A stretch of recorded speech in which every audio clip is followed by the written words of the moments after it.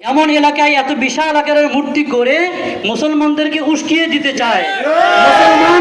মুসলমান সম্প্রীতি ভালো জানে, মুসলমান শান্তি ভালো জানে।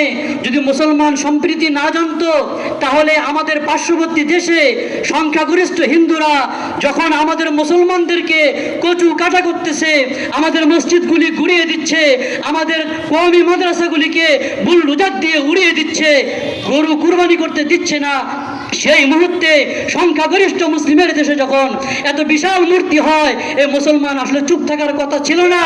কিন্তু মুসলমান শান্তি চায়, মুসলমান সম্প্রীতি চায়, বিদায় বাংলাদেশের মুসলমান এখনো শান্তিতে রেখেছে, এখনো সম্প্রীতির সাথে রয়েছে, কারণ মুসলমান সম্প্রীতি চায়।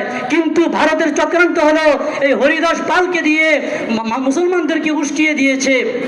একজন মানুষ যদি বিড়ালের পায়ে বিড়ালের লেজে পাড়া দেয়, দিয়ে বলে বিড়াল তুই লাফালাফি করবি না, এটা যেমন সমীচীন নয়, ঠিক তদ্রূপভাবে ভারত হরিদাস পালের মাধ্যমে মুসলমানদের লেজে পাড়া দিয়ে মুসলমানদেরকে খেপিয়ে তুলতে চেয়েছে।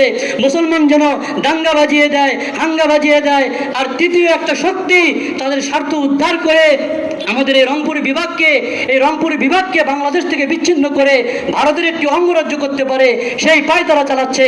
আমরা দ্ব্যর্থহীন কণ্ঠে বলতে চাই, তারা গতকাল বলেছে শুধু রামের মূর্তি সাময়িকভাবে স্থগিত করা হলো।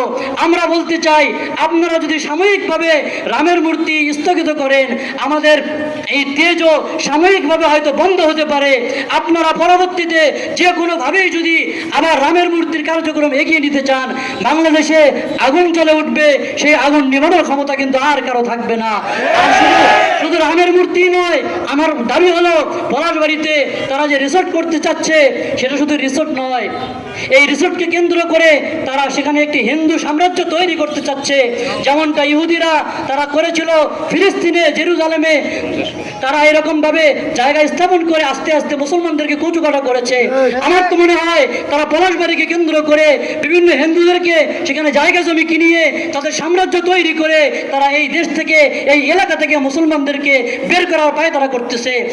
আমাদের দাবি হলো শুধু রাম মূর্তি বন্ধ নয়, বরং এটা যেন কোনো আন্তর্জাতিক বা জাতীয় কোনো রিসোর্ট না হতে পারে, শুধু মন্দিরের মতোই থাকবে, জাতীয় পর্যায়ের কোনো মন্দির যেন না হয়।